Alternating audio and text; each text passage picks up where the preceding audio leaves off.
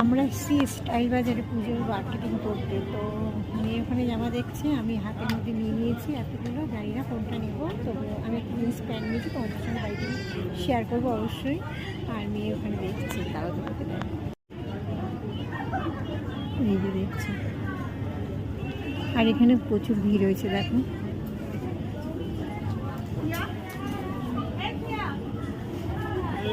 আমার তো সবসময় জুডিওর জিনিস ভালো লাগে। আজকেও জুডিওতে গিয়েছিলাম।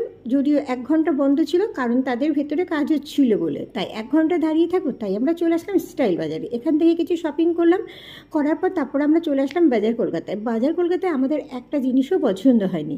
তারপরে সামনে ছিল এম বাজার। এম বাজারে তো গেলাম, সেখানে পছন্দ যা হয়েছে সাইজে হচ্ছিল না, তো কিছুই নেওয়া হলো না। যা কিনেছি তোমাদের সঙ্গে অবশ্যই পরে শেয়ার করবো, একটা ভিডিও নিয়ে আসবো তার জন্য।